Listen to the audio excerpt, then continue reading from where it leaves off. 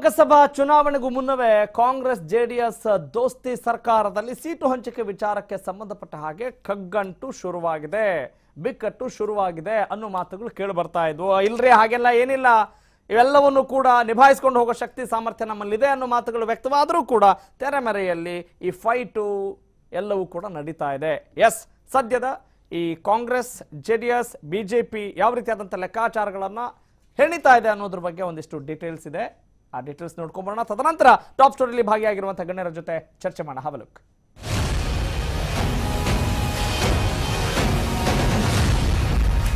ಮಂಡ್ಯದಲ್ಲಿ ಸುಮಲತಾ ನಿಖಿಲ್ ಮನೆ. ಮಂಡ್ಯದಲ್ಲಿ ಲೋಕಸಭಾ ಚುನಾವಣಾ ಅಖಾಡ ದಿನದಿಂದ ದಿನಕ್ಕೆ ಕಾವೇರ್ತಾ ಇದೆ. ಕುಮಾರಸ್ವಾಮಿ ಪುತ್ರ ನಿಖಿಲ್ ಮಂಡ್ಯ ನಗರದಲ್ಲೇ ಬಾಡಿಗೆ ಮನೆ ಮಾಡೋದಕ್ಕೆ ತೀರ್ಮಾನಿಸಿದ್ದಾರೆ. ಬಂದಿಗೌಡ ಬಡಾವಣೆಯಲ್ಲಿ ಜೆಡಿಎಸ್ ಮುಖಂಡ ಚಿಕ್ಕಣ್ಣ ಅನ್ನೋರ ಮನೆ ಗುರುತಿಸಲಾಗಿದೆ. 4 ಬೆಡ್ರೂಮ್ ಮನೆಯಲ್ಲೇ ನಿಖಿಲ್ ಉಳಿದುಕೊಂಡು ಮತದಾರರ ಸಮಸ್ಯೆ ಆಲಿಸುವುದಕ್ಕೆ ಸಿಎಂ ಪುತ್ರ ಮುಂದಾಗಿದ್ದಾರೆ. ಮೊನ್ನೆಯಷ್ಟೇ ಅಂಬರೀಶ್ ಉಳಿದುಕೊಂಡಿದ್ದ ಮಂಡ್ಯದ ಬಾಡಿಗೆ ನಿವಾಸದಲ್ಲೇ ಉಳಿಯೋದಕ್ಕೆ ಸುಮಲತಾ ಕೂಡ ಬಾಡಿಗೆಗೆ ಪಡೆದಿದ್ದಾರೆ. ಸುಮಲತಾ ಆಸೆಗೆ ಕಾಂಗ್ರೆಸ್ ತಣ್ಣೀರು. ಕಾಂಗ್ರೆಸ್ ಪಕ್ಷದಿಂದ ಮಂಡ್ಯದಲ್ಲಿ ಕಣಕ್ಕಿಳಿಯೋದಕ್ಕೆ ಪ್ಲಾನ್ ಮಾಡಿದ್ದ ಸುಮಲತಾ ಆಸೆಗೆ ತಣ್ಣೀರು ಬಿದ್ದಿದೆ. ಮೈತ್ರಿ ಧರ್ಮದಂತೆ ಮಂಡ್ಯ ಲೋಕಸಭಾ ಕ್ಷೇತ್ರವನ್ನ ಜಾತ್ಯತೀತ ಜನತಾದಳಕ್ಕೆ ಬಿಟ್ಟುಕೊಡಲು ನಿರ್ಧರಿಸಿದ್ದೇವೆ ಅಂತ ಸಮನ್ವಯ ಸಮಿತಿ ಅಧ್ಯಕ್ಷ ಸಿದ್ದರಾಮಯ್ಯ ಹುಬ್ಬಳ್ಳಿಯಲ್ಲಿ ಹೇಳಿದ್ದಾರೆ. ನಮ್ಮ ಪಾರ್ಟಿಯಿಂದ ಟಿಕೆಟ್ ಕೊಡೋಕ್ಕೆ ಕಷ್ಟ ಆಗ್ಬಿಟ್ಟದೆ. ಯಾಕಂತಂದ್ರೆ ಮಂಡ್ಯ JDSನವರು ಬಿಡಬೇಕಾಗೋದು, ಬಿಕಾಸ್ ಸಿಟ್ಟಿಂಗ್ ಮೆಂಬರ್ ಇದ್ದಾರೆ. ನಾನೇನು ಹೇಳಿದ್ದೀವಿ, ನಿನ್ನೆ ಚರ್ಚೆ ಏನಾಗಿದೆ ಅಂದರೆ, ನಾವು ಎಲ್ಲಿ ಸಿಟ್ಟಿಂಗ್ ಮೆಂಬರ್ಗಳಿದ್ದೇವೆ ಅಲ್ಲಿ ಅವ್ರಿಗೆ ಕೊಡೋಗಿಲ್ಲ, ಅವ್ರು ಸಿಟ್ಟಿಂಗ್ ಮೆಂಬರ್ 2 ಕಡೆ ಇದ್ದರೆ ನಾವು ಕೇಳೋಗಿಲ್ಲ. ಆ ಥರ ನೆನ್ನೆ ಚರ್ಚೆ ಆಗಿದೆ. ಅದರಿಂದ ಅದು ಪ್ರಶ್ನೆ ಬರಲ್ಲ, ಸುಮಲತಾ ಕೊಡೋ ಪ್ರಶ್ನೆ ಬರಲ್ಲ. ಹಾಗಂತ ಸುಮಲತಾ ಅಂಬರೀಶ್ ರಣರಂಗದಿಂದ ಓಡಿ ಹೋಗೋ ಸ್ಥಿತಿಯಲ್ಲೂ ಇಲ್ಲ. ಬಿಜೆಪಿಯ ಪರೋಕ್ಷ ಬೆಂಬಲದೊಂದಿಗೆ ಪಕ್ಷೇತರರಾಗಿ ಕಂಟೆಸ್ಟ್ ಮಾಡೋ ಸಾಧ್ಯತೆ ಇದೆ. ಅಥವಾ ಕಾಂಗ್ರೆಸ್ ಬಂಡಾಯ ಅಭ್ಯರ್ಥಿಯಾಗಿಯೂ ಅದೃಷ್ಟ ಪರೀಕ್ಷೆಗೆ ಇಳಿಯಬಹುದು. ಈಗಾಗಲೇ ಕ್ಷೇತ್ರದಲ್ಲಿ ಓಡಾಡ್ತಿರೋ ಸಕ್ಕರೆ ನಾಡಿನ ಗೌಡ್ತಿಗೆ ಅಂಬರೀಶ್ ಅಕಾಲಿಕ ಸಾವಿನ ಅನುಕಂಪವು ವರದಾನವಾಗೋ ಸಾಧ್ಯತೆ ಇದೆ. ನಿಖಿಲ್ ಕುಮಾರಸ್ವಾಮಿ ಅವರೇ ಮಂಡ್ಯ ಲೋಕಸಭೆ ಅಭ್ಯರ್ಥಿ ಅಂತ ಬೆಂಗಳೂರಲ್ಲಿ ಸಾರಿಗೆ ಸಚಿವ DC ತಮ್ಮಣ್ಣ ಸ್ಪಷ್ಟನೆ ಕೊಟ್ಟಿದ್ದಾರೆ. ಈಗಾಗಲೇ ಘೋಷಣೆ ಮಾಡಿದಾರಲ್ಲ, ನಿಖಿಲ್ ಕುಮಾರ್ ಅಭ್ಯರ್ಥಿ ಅಂತ ದೇವೇಗೌಡರೇ ಘೋಷಣೆ ಮಾಡಿದ್ದಾರೆ. ಸುಮಲತಾ ಸ್ಪರ್ಧೆ ಸ್ವಲ್ಪ ತೊಡಕಾಗ್ಬೋದು ಸರ್. ಯಾರು ಬೇಕಾದ್ರೂ ಸ್ಪರ್ಧೆ ಮಾಡ್ಬೋದು, ಇದೇನಿಲ್ವೇ. ನಮ್ಮ ಪಕ್ಷಕ್ಕೆ ಸಂಬಂಧಪಟ್ಟಂತೆ ನಮ್ಮ ಪಕ್ಷದ ಅಭ್ಯರ್ಥಿಯನ್ನು ಈಗಾಗಲೇ ಘೋಷಣೆ ಮಾಡಿದ್ದಾರೆ. ಮೈಸೂರಿಂದ ಸ್ಪರ್ಧಿಸ್ತಾರಾ ದೇವೇಗೌಡರು? ಎಸ್, ಇಂತಹ ಪ್ರಶ್ನೆ ಕೂಡ ಎದುರಾಗಿದೆ. ಹಾಸನವನ್ನ ಮೊಮ್ಮಗ ಪ್ರಜ್ವಲ್ ರೇವಣ್ಣಗೆ ಬಿಟ್ಕೊಟ್ಟಿರೋ ಗೌಡ್ರ ಕಣ್ಣು ಮೈಸೂರಿನ ಮೇಲೆ ಬಿದ್ದಿದೆ. ಈ ಮೂಲಕ ಸಿದ್ದರಾಮಯ್ಯರನ್ನ ತವರಲ್ಲೇ ಕಟ್ಟಿ ಹಾಕೋ ವ್ಯೂಹವನ್ನ ದಳಪತಿಗಳು ಹೆಣೆದಿದ್ದಾರೆ ಎನ್ನಲಾಗಿದೆ. ದೇವೇಗೌಡ್ರೆ ಈಗ ಹಾಸನದಲ್ಲಿ ಪ್ರಜ್ವಲ್ ಅಂತ ಅವರೇ ಘೋಷಣೆ ಮಾಡಿದ್ದಾರೆ, ಮಂಡ್ಯದಲ್ಲಿ ನಿಖಿಲ್ ಅಂತ ಘೋಷಣೆ ಮಾಡಿದ್ದಾರೆ. ನಮಗೆ ದೇವೇಗೌಡರು ನಿಂತ್ಕೊಳ್ಳಿ ಅಂತ ಹೇಳಿದ್ದೀವಿ ನಾವು. ಅವತ್ತೇ ಪಬ್ಲಿಕ್ ಸಭೆನಲ್ಲೇ ಹೇಳಿದ್ದೀನಿ ನಾನು, ದೇವೇಗೌಡ್ರೆ ಮೈಸೂರಿಗೆ ನಿಲ್ಲಬೇಕು, ಕಾಂಗ್ರೆಸ್ಸು JDS ಮೈತ್ರಿ ಆದರೆ ದೇವೇಗೌಡ್ರೆ ನಮಗೆ ಅಭ್ಯರ್ಥಿ ಆಗಬೇಕು ಅನ್ನೋದು ಎಲ್ಲ ಜನರ ಇಚ್ಛೆ. ಸಿಎಂ ಕುಮಾರಸ್ವಾಮಿ ಕೂಡ ಕೋಲಾರದಲ್ಲಿ HDD ಸ್ಪರ್ಧೆ ವಿಚಾರವಾಗಿ ಸೂಕ್ಷ್ಮವಾಗಿ ರಿಯಾಕ್ಟ್ ಮಾಡಿದ್ದಾರೆ. ಮಂಡ್ಯ ಜಿಲ್ಲೆಯ ಚುನಾವಣೆ ಸಂಬಂಧಪಟ್ಟಾಗೆ ಚುನಾವಣೆಯಲ್ಲಿ ಯಾರು ಬೇಕಾದರೂ ನಿಲ್ಲಬಹುದು. ಇವತ್ತು ದೇಶದ ವ್ಯವಸ್ಥೆ ಇರತಕ್ಕಂಥದ್ದು ಪ್ರಜಾಪ್ರಭುತ್ವದ ವ್ಯವಸ್ಥೆನಲ್ಲಿ ಯಾರೇ ಬೇಕಾದರೂ ಚುನಾವಣೆಗೆ ನಿಲ್ತಕ್ಕಂಥ ಒಂದು ಅಧಿಕಾರಿಗಳು ಹಕ್ಕುಗಳಿದ್ದಾವೆ. ಪರ ಮಾಡೋದು ವಿರೋಧ ಮಾಡೋದು ಸಾಮಾನ್ಯ. ಕೆಲವರು ಪರನೂ ಮಾಡ್ತಾರೆ, ವಿರೋಧನೂ ಮಾಡ್ತಾರೆ. ಎಲ್ಲರೂ ನಿಮಗೆ ಪರವಾಗಿ ಮಾಡಬೇಕು ಅಂದ್ರೆ ಆಗುತ್ತಾ? ಆದ್ರೆ ಮೈಸೂರು ಕ್ಷೇತ್ರದಿಂದ JDS ವರಿಷ್ಠರೇ ಹುರಿಯಾಳು ವಿಚಾರವಾಗಿ ಸಚಿವ GTD ವಿರುದ್ಧ ಸಿದ್ದರಾಮಯ್ಯ ಕೆರಳಿದ್ದಾರೆ. ಮೈಸೂರಿನಿಂದ ದೇವೇಗೌಡರು ಸ್ಪರ್ಧೆ ಮಾಡಲ್ಲ, ಯಾರು ಹೇಳಿದ್ದಾರೋ ಅವರನ್ನೇ ಕೇಳಿ ಅಂತ ಬಾಗಲಕೋಟೆಯಲ್ಲಿ ರಿಯಾಕ್ಟ್ ಮಾಡಿದ್ದಾರೆ.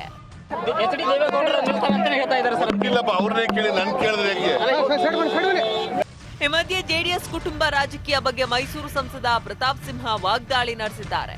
ನಾನು ನನ್ನ ಮಗಳ ಭವಿಷ್ಯದ ಬಗ್ಗೆ ಯೋಚನೆ ಮಾಡಲ್ಲ, ಆದ್ರೆ ಕೆಲವರು ಮಕ್ಕಳು ಮರಿಮಕ್ಕಳು ಭವಿಷ್ಯದ ಬಗ್ಗೆ ಯೋಚನೆ ಮಾಡ್ತಾರೆ ಅಂತ ಪರೋಕ್ಷವಾಗಿ ಕಿಡಿಕಾರಿದ್ದಾರೆ. ನಾನು ನನ್ನ ಮಗಳ ಭವಿಷ್ಯದ ಬಗ್ಗೆ ಯೋಚನೆ ಮಾಡಲ್ಲ, ನನ್ನ ಕ್ಷೇತ್ರದ ಜನರ ಭವಿಷ್ಯದ ಬಗ್ಗೆ ಯೋಚನೆ ಮಾಡ್ತೀನಿ. ನಮ್ಮ ಮೈಸೂರಿನ ಜನರನ್ನು ಕೂಡ ಅಷ್ಟೇ ತಮ್ಮ ಮಕ್ಕಳು ಮರಿಮಕ್ಕಳು ಮೊಮ್ಮಕ್ಕಳು ಎಲ್ಲರ ಬಗ್ಗೆ ಯೋಚನೆ ಮಾಡೋದಕ್ಕಿಂತ ಸಮಾಜದ ಬಗ್ಗೆ ಯೋಚನೆ ಮಾಡೋದ್ರ ಬಗ್ಗೆ ಕಾಳಜಿ ಇಟ್ಕೊಳ್ಳಿ ಅಂತ ಕೇಳ್ಕೊಂಡು ಅದೇನೇ ಇರ್ಲಿ, ಲೋಕಸಭಾ ಚುನಾವಣೆ ಮತ್ತು ಸೀಟು ಹಂಚಿಕೆ ವಿಚಾರ ದೋಸ್ತಿ ಪಕ್ಷಗಳ ಮಧ್ಯೆ ಬಿರುಗಾಳಿ ಬೀಸುವಂತೆ ಮಾಡಿದೆ. ಜೆಡಿಎಸ್ ಕೇಳಿರೋ ಕ್ಷೇತ್ರಗಳು ಕಾಂಗ್ರೆಸ್ ನಾಯಕರಿಗೆ ಬಿಸಿ ತುಪ್ಪವಾಗಿ ಪರಿಣಮಿಸಿದೆ. News desk TV5.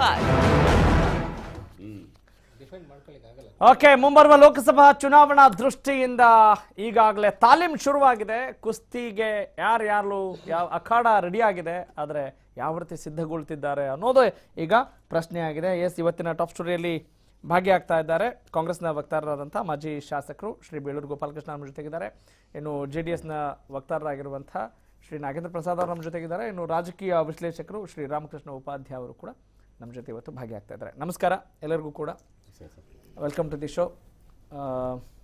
Beluru Gopalakrishna ಅವರೇ, ಏನು ಅನಿಸ್ತಾ ಇದೆ ವಾತಾವರಣ? ಲೋಕಸಭಾ ಚುನಾವಣಾ ಶುರುವಾಗ್ತಾ ಇದೆ, ಕಣ ರಂಗೇರ್ತಾ ಇದೆ, ಹೆಂಗೆ ತಯಾರಿ ನಡೀತಾ ಇದೆ? ಯಾವಾಗ ಚುನಾವಣೆ ರಂಗೇರುತ್ತೋ ಆವಾಗಲೂ ಚುನಾವಣೆಗೆ ಕಾವು ಬರೋದೇ ಒಳ್ಳೆಯದು. ಇವತ್ತು ನಮ್ಮ ಸಮನ್ವಯ ಸಮಿತಿಯಲ್ಲಿ ತೀರ್ಮಾನ ಮಾಡಿ ಇವತ್ತು ಚರ್ಚೆ ಆಗಿದೆ. ಆ ಚರ್ಚೆ ಇಲ್ಲಿ ಮುಗಿಯಲ್ಲ. ಅದು ಬಹುಶಃ ಇದು ಹೈಕಮಾಂಡಿಗೆ ಹೋಗ್ಬೋದು ಅಂತ ಕಾಣ್ತದೆ. ಯಾಕಂದರೆ ಅವ್ರು ಎಷ್ಟು ಸ್ಟೇಟ್ ಬೇಕು, ಇನ್ನೊಂದು ಸ್ಟೇಟ್ ಬೇಕು ಅಂತ ಕೇಳೋಂಥ JDSನವ್ರು ಕೇಳೋ ಸಂದರ್ಭದಲ್ಲಿ ಹೊಂದಾಣಿಕೆ ಆಗಿಲ್ಲ ಅಂದರೆ ಹೈಕಮಾಂಡಿಗೆ ಹೋಗ್ತಾರೆ. ಅಲ್ಲಿ ರಾಹುಲ್ ಗಾಂಧಿ ಅವ್ರ ಮುಂದೆ ಹೊಂದಾಣಿಕೆ ಆಗಂಗಿಲ್ವಾ? ಅಲ್ಲಿ ಹೈಕಮಾಂಡ್ ಹೋಗುವಷ್ಟು ಮಟ್ಟಿಗೆ ನೀವು ನೋಡಿ ಇಲ್ಲಿ ನೋಡ್ತಾರೆ, ಅಲ್ಲ ಇಲ್ಲೂ ನೋಡ್ತಾರೆ. ಹೆಚ್ಚು ಕಮ್ಮಿ ಆದರೆ ಮಾಡ್ಕೊಳ್ಳೋಂಥ ತಯಾರಿದ್ದಾರೆ. ಹೆಚ್ಚು ಕಮ್ಮಿ ಅದೇ ಆ ಹೆಚ್ಚು ಕಮ್ಮಿನೇ ನಮಗೆ ಸಿಕ್ಕಾಪಟ್ಟೆ ಕ್ಯೂರಿಯಾಸಿಟಿ ಆಗ್ತಾ ಇದೆ. ಸರ್, ಯಾಕಂದರೆ ಒಂದೇನಾಗಿದೆ, 1-2 ಸೀಟ್ ಎಕ್ಸ್ಟ್ರಾ ಅವ್ರು ಕೇಳೋದ್ರಿಂದ ಸ್ವಲ್ಪ ಆಗ್ಬೋದು. ಬಟ್ ನಮ್ಮ ಗೆದ್ದಂಥ ಸೀಟ್ಗಳು ಅವ್ರ ಸೀಟ್ ಅವ್ರು ಕೇಳ್ತಿದ್ದೀನಿ ಅಂತ ಹೇಳ್ತಾರೆ, ನೀವು ಎಕ್ಸ್ಟ್ರಾ ಅಂತಿದ್ದೀರಾ. ಅವ್ರ ಸೀಟ್ ಅದಕ್ಕೆ ಬಿಕ್ಕಟ್ಟು. ಅವ್ರ ಸೀಟ್ ಆದ್ರೆ ಅಲ್ಲಿ ಮಂಡ್ಯ, ಮೈಸೂರು ಮತ್ತೆ ಇದು ಮೈಸೂರು ಅಂತೀರಾ? ಎರಡೇ ಅವ್ರ ಸೀಟ್ ಅಂದ್ರೆ ಎರಡೇ ಆಗತ್ತಲ್ಲ. ಹಾಸನ ಇಲ್ಲೆಲ್ಲ ಕೇಳ್ತಾರೆ. ಹಾಸನ ಮಂಡ್ಯ ಎರಡೇ ಅವ್ರ ಸೀಟು, ಇನ್ನೆಲ್ಲ ಎಕ್ಸ್ಟ್ರಾನೇ. ಅಲ್ಲ, ಈಗ ಅಧಿಕೃತವಾಗಿ ಇನ್ನೂ ಯಾವುದೇ ಘೋಷಣೆ ಆಗಿಲ್ಲ, ಚರ್ಚೆ ಆಗಿಲ್ಲ. ನಾವು ಒಂದು ತೀರ್ಮಾನ ಮಾಡ್ತಾರೆ. ಬಹುಶಃ ಮೊನ್ನೆ ಒಂದು ಸಮನ್ವಯ ಸಮಿತಿಯಲ್ಲಿ ಒಂದು ತೀರ್ಮಾನ ಆಗಿದೆ. ಅದನ್ನ ನಾನು ಹೈಕಮಾಂಡಲ್ಲಿ ಕೂತ್ಕೊಂಡು ಎಲ್ಲರೂ ಸೇರಿ ತೀರ್ಮಾನ ಮಾಡ ಅಂತ ಹೇಳ್ತಾರೆ. ಆಗೋದು ಬಿಡೋದು. ಒಂದು ಎಕ್ಸಾಮ್ ಅಲ್ಲಿ 6 ಸಬ್ಜೆಕ್ಟ್ಸ್ ಅಂತ ಹೇಳಿದ್ರೆ ಈ ಸಬ್ಜೆಕ್ಟ್ ಕಷ್ಟ ನಮ್ಗೆ, ಈ ಬೇರೆ ಸಬ್ಜೆಕ್ಟ್ ಓಕೆ. ಹಂಗೆ ನಿಮ್ಗೆ ಯಾವ್ದು ಕಷ್ಟ ಸುಲಭ ಅನ್ನೋದ್ರ ಬಗ್ಗೆ ಒಂಚೂರು ಅವಲೋಕನ ಮಾಡ್ತಾ ಇರಿ, ನಿಮ್ ಜೊತೆ ಮಾತನಾಡ್ತೀನಿ. ಓಕೆ, ನಾಗೇಂದ್ರ ಪ್ರಸಾದ್ ಅವರೇ, ತುಂಬಾ ಖುಷಿಯಾಗಿದ್ದೀರಿ ಅಂತ ಅನಿಸ್ತಾ ಇದೆ. ಖುಷಿಗಿಂತಾನು ಜವಾಬ್ದಾರಿ ಹೆಚ್ಚಿದೆ ಇವತ್ತು. ಮೈ ಮರೆಯುವಂಗಿಲ್ಲ. ಇಲ್ಲ ಸರ್, ಖಂಡಿತ ಯಾವುದೇ ಕಾರಣಕ್ಕೂ ಕೂಡ ನಾವು ತುಂಬಾ ಎಚ್ಚರದಿಂದ ಕೆಲಸ ಮಾಡಬೇಕಾಗುತ್ತೆ. ಒಂದು ಮೊದಲನೇದು, ಯಾಕೆ ಅಂಥದ್ದೇನು ಇದೆ ತುಂಬಾ ಎಚ್ಚರಿಕೆ ಅಂತ ಹೇಳಿದ್ರೆ ನಿಮ್ಗೆ ಅಷ್ಟು ಭಯದಲ್ಲಿ ಇದೀರಿ? ಇಲ್ಲ ನೀವು ಪೂರ್ತಿ ಕೇಳಲಿಲ್ಲ. ಯಾಕೆಂತಂದ್ರೆ ಇಷ್ಟು ದಿನಗಳಲ್ಲಿ ತಾವು ಅನೇಕ ಸಂದರ್ಭಗಳಲ್ಲಿ ನೋಡಿದ್ರಿ, ಲೋಕಸಭಾ ಚುನಾವಣೆ ಅಂತ ಏನು ಸರಳವಾಗಿ ನಡ್ಕೊಂಡು ಹೋಗ್ತಕ್ಕಂಥ ಚುನಾವಣೆಗಳು ನೋಡಿದ್ವಿ. ಇವತ್ತು ನಡೆದಿತ್ತೆ. ಹೌದು ಸರ್, ಮುಂದೆ ಹಿಂದಿನ ದಿನಗಳಲ್ಲಿ ಲೋಕಸಭಾ ಚುನಾವಣೆಗಳು ಕೇವಲ ಲೀಡರ್ಗಳು ಓಡಾಡ್ತಕ್ಕಂಥ ಸಂದರ್ಭ ಬಂದಿತ್ತು. ಇವತ್ತಿನ ಸಿಚುವೇಶನ್ಗೆ ಇಡೀ ಭಾರತ ದೇಶನೇ ಒಂದು ಕಡೆ ಕಾದು ನೋಡ್ತಾ ಇದೆ, ರಿಸಲ್ಟ್ ಏನಾಗ್ಬೋದು ಅಂತಕ್ಕಂಥದನ್ನ. ಯಾವ ಸಿಚುವೇಶನ್ ಹಂಗಾಗಿದೆ ಅಂತ ನಿಮ್ ಪ್ರಕಾರ? ಸರ್ ನೋಡಿ, ಮುಂಚೆ ಸುಲಭ ಇತ್ತು, ಈಗ ಸುಲಭ ಇಲ್ಲ ಅನಿಸ್ತಾ. ಹೌದು ಸರ್, ಈಗ ಏನಾಗಿದೆ ಅಂತಂದ್ರೆ ಸರಿಸುಮಾರು 60 ವರ್ಷಗಳಿಂದ ಕಾಂಗ್ರೆಸ್ ನೋಡ್ಕೊಂಡ್ ಬಂದಿದ್ರು ಈ ದೇಶದಲ್ಲಿ. 2014ರಲ್ಲಿ ಏನು ಈಗ ಯುವ ಪಡೆ ಬಂದಿದೆ, ಆ ಯುವ ಪಡೆ ಒಂದು ಬದಲಾವಣೆ ಬದಲಾವಣೆ ಕೇಳಿದಂತ ಸಂದರ್ಭದಲ್ಲಿ ಅನೇಕ ಹೊಸ ಭರವಸೆಗಳನ್ನ ಸನ್ಮಾನ್ಯ ನರೇಂದ್ರ ಮೋದಿ ಅವರು ಕೊಟ್ಟಿದ್ದು ನಿಜ. ಕಳೆದ 4 ವರ್ಷಗಳಲ್ಲಿ ಅವ್ರು ಕೊಟ್ಟಂತ ಏನು ಭರವಸೆಗಳನ್ನ ಅವ್ರು ಪೂರೈಸಕ್ಕಾಗ್ಲಿಲ್ಲ. ಇವತ್ತು ಏನಾಗಿದೆ ಅಂತಂದ್ರೆ ಖಂಡಿತ ಅವರು ಪೂರೈಸಕ್ಕೆ ಅವ್ರ ಕೈಲಾಗಿಲ್ಲ, ಸಾಧ್ಯ ಆಗಿಲ್ಲ. ಅನೇಕ ಸಂದರ್ಭದಲ್ಲಿ ನಾನು ಹೇಳಿದ್ದೀನಿ, ಕಪ್ಪು ಹಣದ ವಿಚಾರ ಆಗಿರ್ಬೋದು, ಅಥವಾ ಏನು 2 ಕೋಟಿ ಜನಕ್ಕೆ ಉದ್ಯೋಗ ಆಗಿರ್ಬೋದು, 15 ಲಕ್ಷ ಅಕೌಂಟ್ಗೆ ಹಾಕ್ತಿವಿ ಅಂತಕ್ಕಂಥದ್ದು, ಇಂಥ ಅನೇಕ ವಿಚಾರಗಳು ಕೂಡ ಅವರು ಯಾವ ರೀತಿ ಅದನ್ನ ವಿಧಾನಸಭಾ ಚುನಾವಣೆಗೂ ಅದೇ, ಗ್ರಾಮ ಪಂಚಾಯತ್ ಎಲೆಕ್ಷನ್ ಅದೇ ಸದ್ ಮಾಡ್ತಾ ಇದೆಯಲ್ಲ. ನಿಮ್ಮನ್ನ ನಾನು ಬ್ಲೇಮ್ ಮಾಡ್ತಾ ಇಲ್ಲ. ನಮ್ಗೊಂದು ಪ್ರಶ್ನೆ ಕಾಡುತ್ತೆ, ಯಾವಾಗ್ಲೂ ಬರೀ ಇದೇ ವಿಚಾರ, ಬರೀ ಚರ್ಚೆನೇ ಆಗ್ತಾ ಇದೆ. ಇದರಿಂದ ಹೊರಗೆ ಬಂದು ಏನು ಮಾಡಕ್ಕಾಗ್ತಾ ಇಲ್ಲಲ್ಲ. ಎಲ್ಲಾ ಚುನಾವಣೆಯಲ್ಲೂ ಅಥವಾ ಅದು ಗ್ರಾಮ ಪಂಚಾಯತಿಂದ ಹಿಡಿದು ಲೋಕಸಭಾ ಚುನಾವಣೆಗೂ ಕೂಡ ಇದನ್ನೇ ಏಕೈಕ ಗುರಿಯಾಗಿ ಚರ್ಚೆ ಮಾಡ್ತಾ ಇದ್ದೀವಲ್ಲ. ಆಗ್ಲೇ ತಮಗೊಂದು ಮಾತನ್ನು ಹೇಳಿದೆ, ಕಳೆದ 60 ವರ್ಷಗಳ ಕಾಂಗ್ರೆಸ್ ಆಡಳಿತದ ನಂತರ ಒಂದು ದೊಡ್ಡ ಬದಲಾವಣೆ ಕೇಳಿದ್ರು ಈ ದೇಶದ ಜನತೆ. ಆ ಬದಲಾವಣೆ ಆಗುತ್ತೆ ಅಂತಕ್ಕಂಥದಕ್ಕೆ ಅನೇಕ ಭರವಸೆಗಳು ಇಟ್ಕೊಂಡಿದ್ರು ಈ ದೇಶದ ಜನತೆ. ಆ ಭರವಸೆಗಳಲ್ಲಿ ಕೇವಲ ಕಾಲ್ಭಾಗ ಕೂಡ ಪೂರೈಸಕ್ಕೆ ಇವ್ರ ಕೈಲಾಗಿಲ್ಲ. ಇವತ್ತು ನೋಡಿ, ಕಳೆದ ಉಪಚುನಾವಣೆಗಳಲ್ಲಿ 24-25 ಚುನಾವಣೆ, 20 ಚುನಾವಣೆಗಳಲ್ಲಿ ಕಾಶ್ಮೀರದ ಕನ್ಯಾಕುಮಾರಿ ತನಕ 20 ಚುನಾವಣೆಗಳೆಲ್ಲ ವಿರೋಧ ಪಕ್ಷಗಳು ಗೆದ್ಕೊಂಡ್ಬರ್ತವೆ. ಕಾರಣ ಏನೋ ಕರ್ನಾಟಕದಲ್ಲೇ ಬದಲಾವಣೆ ಕಾಡ್ತಿದ್ದೀವಿ ಅಂತಕ್ಕಂಥದ್ರಲ್ಲಿ ಇಡೀ ದೇಶದಲ್ಲೇ ಬದಲಾವಣೆ ಕೇಳ್ತಾ ಇದ್ದಾರೆ ಇವತ್ತು. ಆ ಕಾರಣದಿಂದ ಇವತ್ತು ನಾವು ಒಂದೊಂದು ಸೀಟ್ ಕೂಡ ನಮಗೆ ಮುಖ್ಯ ಆಗುತ್ತೆ, ಗೆಲ್ಲೋದೇ ನಮ್ಗೆ ಗುರಿ ಆಗುತ್ತೆ. ಉತ್ತಮ ಅಂತ ಅಭ್ಯರ್ಥಿ ನಿಲ್ಲಿಸಬೇಕು, ನಮ್ಮ ಸಾಧನೆಗಳನ್ನ ಹೇಳಿ ಜನಗಳ ಮುಂದೆ ನಾವು ಓಟ್ ಪಡೆದು ಇವತ್ತು ಅವ್ರನ್ನ ಸಂಸದರಾಗಿ Yes, of course. ಚುನಾವಣೆ ಅಂತ ಹೇಳಿದ್ರೆ ಒಂದು ಯುದ್ಧದ ರೀತಿ ಇದ್ದೇ ಇರುತ್ತೆ. ಖಂಡಿತ ಸರ್, ಅದನ್ನ ಯಾರು ಅಲ್ಲಗಳೆಯುವಂಗಿಲ್ಲ. ಒಳ್ಳೆ ಅಭ್ಯರ್ಥಿ ಹಾಕ್ಬೇಕಾಗತ್ತೆ, ಗೆಲುವೊಂದೇ ಮಾನದಂಡ ಆಗಿರೋದ್ರಿಂದ ಹೌದು ಸರ್. ನಾವೆಲ್ಲ ಗಮನಿಸಕ್ ಆಗಲ್ಲ ರೀ, ನೀತಿ ನಿಯಮ ಅಂತೆಲ್ಲ ಹೇಳ್ತಾ ಕೂತ್ಕೊಳ್ಳಕ್ ಆಗಲ್ಲ ಅನ್ನೋದನ್ನು ಕರೆಕ್ಟ್ ಆಗಿ ಹೇಳಿದ್ರಿ. ಎಲ್ಲಾದ್ರೂ Yes, ನಾವು ರಾಮಕೃಷ್ಣ. ಸರಿಯಾಗಿ ನೋಡ್ಬೇಕು. Got it. ಯೋಗ್ಯರ Correct. ಯೋಗ್ಯರ ಅಂತಕ್ಕಂಥದ್ದನ್ನ ಎಲ್ಲಾ ಕೋಣಗಳ ದೃಷ್ಟಿಕೋನದಿಂದ ನಾವು ನೋಡಿ ಅವ್ರೊಂದು ಕ್ಯಾಂಡಿಡೇಟ್ ಆಗಿ ಮಾಡ್ಬಿಟ್ಟು ಇವತ್ತು ಅವ್ರನ್ನ ಗೆಲ್ಸ್ಕೊಂಡ್ ಬರ್ತಕ್ಕಂಥದ್ದು ಹಂಗಂತೀರಾ? ಹೆಗಲ ಮೇಲಿದೆ. Okay. ಖಂಡಿತ ಕೂಡ ಇದು ಆಗುತ್ತೆ ಅಂತಕ್ಕಂಥ ನನ್ನ ಭರವಸೆ. ಓಕೆ ಅದು ಯಾವ ರೀತಿ ಆಗುತ್ತೆ ಏನು ಅನ್ನೋದ್ರ ಬಗ್ಗೆ ಮತ್ತೆ ನಾವು ಚರ್ಚೆ ಮಾಡೋಣ. ರಾಮಕೃಷ್ಣ ಉಪಾಧ್ಯಾಯ ಅವರೇ, ಲೋಕಸಭಾ ಚುನಾವಣೆ ಯಾರಿಗೆ ಬೇಕು ಈ ಲೋಕ ಅನ್ನುವ ಒಂದು ಸ್ಲೋಗನ್ ಈಗ ಶುರು ಆಗ್ತಾ ಇದೆ. ಇಂಥದ್ರಲ್ಲಿ ಸೀಟು ಹಂಚಿಕೆ ಅಂತ ಬಂದಾಗ ಯಾಕೋ ಮೈತ್ರಿ ಸರ್ಕಾರಕ್ಕೆ ಇದು ದೊಡ್ಡ ಕಗ್ಗಂಟಾಗಿದೆ, ಬಿಸಿ ತುಪ್ಪವಾದಂಥ ವಾತಾವರಣ ನಿರ್ಮಾಣವಾಗಿದೆ ಅನ್ಸತ್ತಾ? ಖಂಡಿತ. ಯಾಕಂದರೆ ಜೆ ಡಿ ಎಸ್ ಪ್ರಾಬಲ್ಯ ಎಲ್ಲೆಲ್ಲಿದೆಯೋ ಅಲ್ಲೆಲ್ಲ ಕಾಂಗ್ರೆಸ್ ಕೂಡ ಇದೆ. ಅದರಿಂದ ಆಚೆಗೆ J D S ಬೆಳೆದಿಲ್ಲ.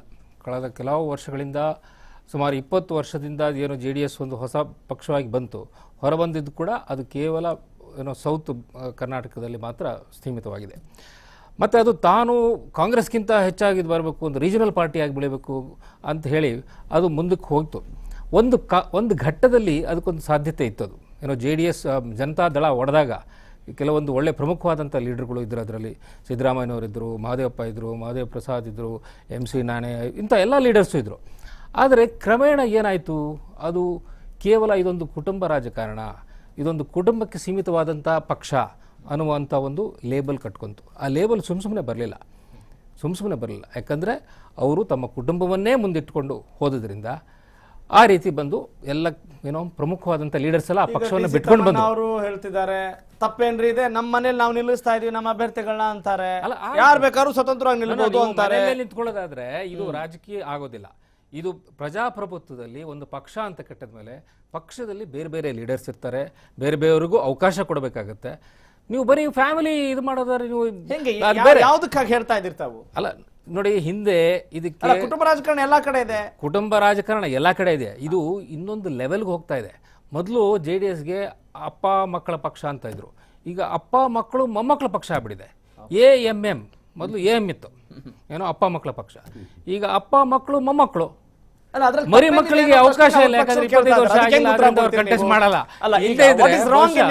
What is wrong in it ಅನ್ನುವ ಪ್ರಶ್ನೆಯನ್ನ ಕೇಳ್ತಾ ಇದ್ದಾರೆ. ವಾಟ್ ಈಸ್ ಸ್ವಾತಂತ್ರ್ಯ ಇಲ್ವಾ ಅವರಿಗೆ ಸಂವಿಧಾನದಲ್ಲಿ? ಖಂಡಿತ ಇದೆ ಸ್ವಾಮಿ. ನೀವು ನಿಮ್ಮ ಬರೀ ಇಡೀ ಕುಟುಂಬವನ್ನೇ ನಿಮಗೆ 8 ಸೀಟು ನಿಮಗೆ ಸಿಕ್ಕಿದ್ರೆ 8 ಸೀಟಲ್ಲೂ ನಿಮ್ಮ ಇಡೀ ಕುಟುಂಬವನ್ನೇ ಹಾಕೋದಕ್ಕೆ ಎಲ್ಲ ಸ್ವಾತಂತ್ರ್ಯ ನಿಮಗಿದೆ, ಹಾಕಬಹುದು.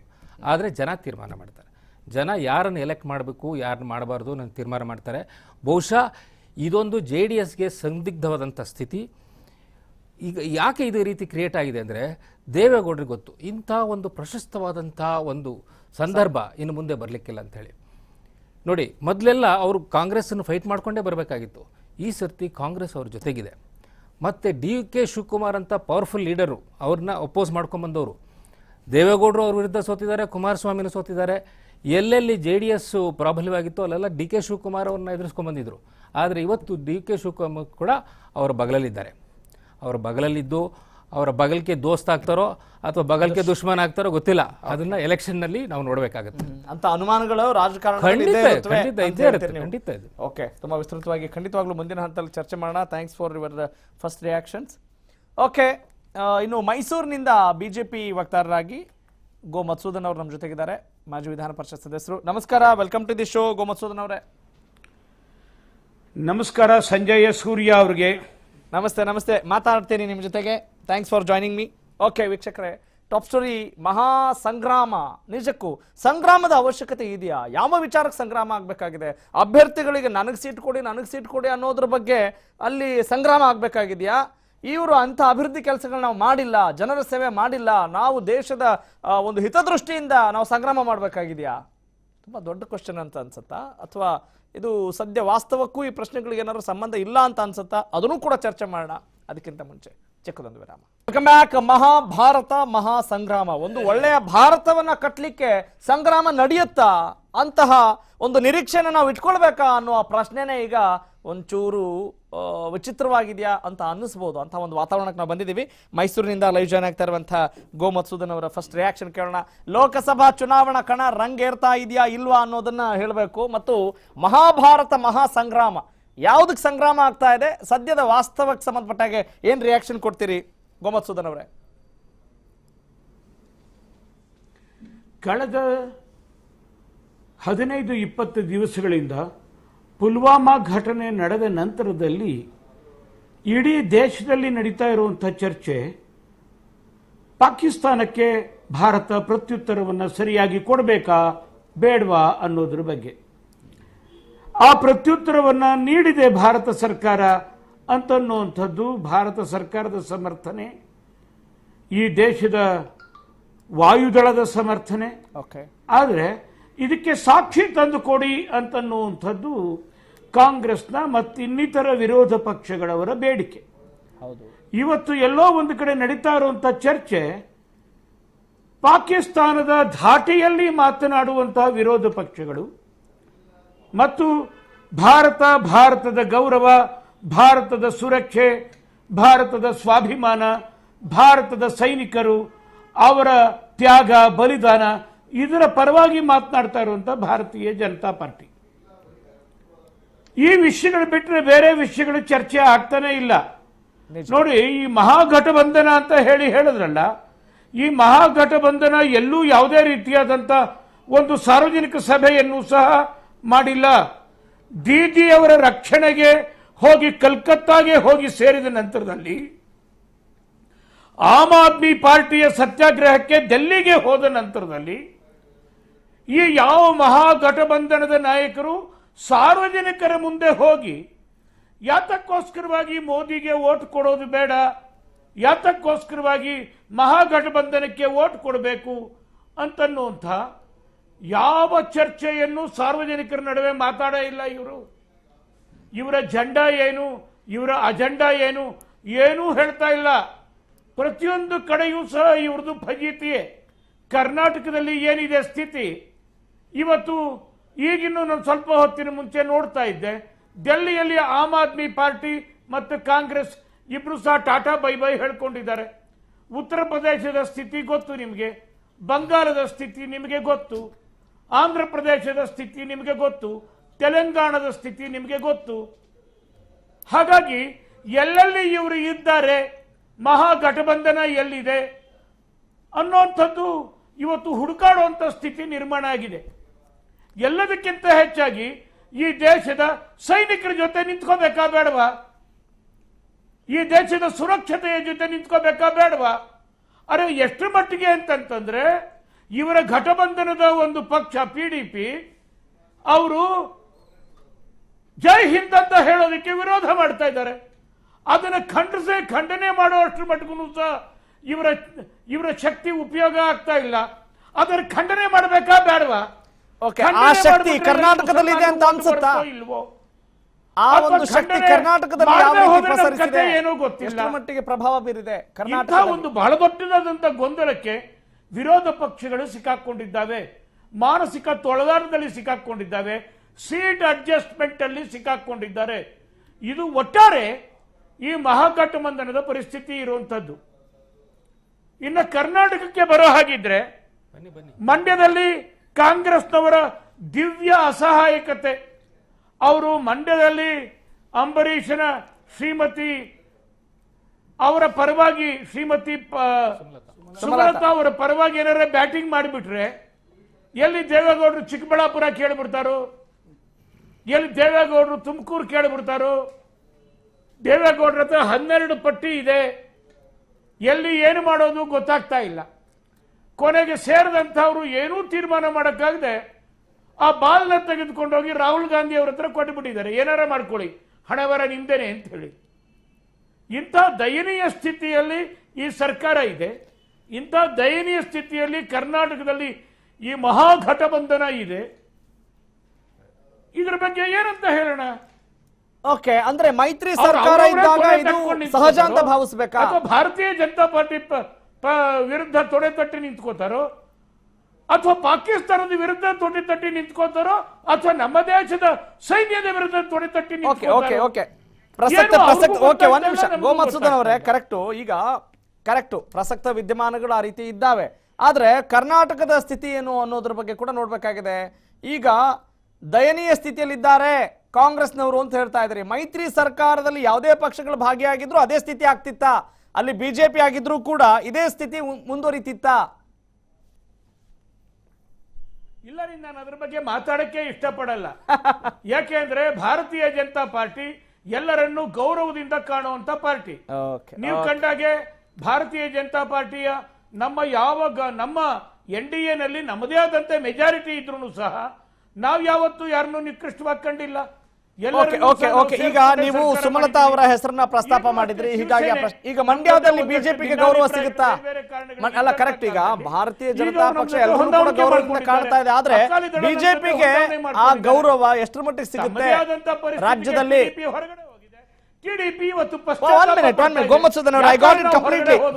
ಓಕೆ ಆಯ್ತು. ಇಷ್ಟು ದಿವಸಗಳ ಕಾಲ ನಾವು ಈ ದೇಶದ ಬಗ್ಗೆ ಯೋಚನೆ ಮಾಡ್ತಾ ಇದ್ದೀವಿ, ಚಿಂತನೆ ಮಾಡ್ತಾ ಇದ್ದೇವೆ. ಆದ್ರೆ ಈ ಚುನಾವಣೆ ಅಂತ ಬಂದಾಗ ಇಲ್ಲಿ ಯಾವ ರೀತಿಯಾದಂಥ ಸ್ಟ್ರಾಟಜಿಸ್ಗಳು, ಕ್ಯಾಲ್ಕುಲೇಷನ್ಸ್ಗಳು ವರ್ಕೌಟ್ ಆಗುತ್ತೆ ಅನ್ನೋದ್ರ ಬಗ್ಗೆ ಕೂಡ ಚಿಂತನೆ ಮಾಡಲೇಬೇಕಾದಂಥ ಒಂದು ಅನಿವಾರ್ಯ ಸ್ಥಿತಿ ಎದುರಾಗಿರೋದ್ರಿಂದ ಈಗ ಮಂಡ್ಯ, ಹಾಸನ, ತುಮಕೂರು ಅಂತ ಹೇಳಿ ಈಗ ನೀವು ಹೇಳಿದ್ರಿ ಭಾರತೀಯ ಜನತಾ ಪಕ್ಷ ಗೌರವ ಕೊಡುವಂಥ, ಭಾರತಕ್ಕೆ ಗೌರವ ಕೊಡುವಂಥ ಪಕ್ಷ, ಆದರೆ ಕೆಲವೊಂದು ಕಡೆ ಗೌರವ ಅವರಿಗೆ ಸಿಗ್ತಾ ಇಲ್ವಲ್ಲ ಅಂತ ದುರಂತ ಯಾಕೆ ಆಗ್ತಾ ಇದೆ ಹಾಗಿದ್ರೆ?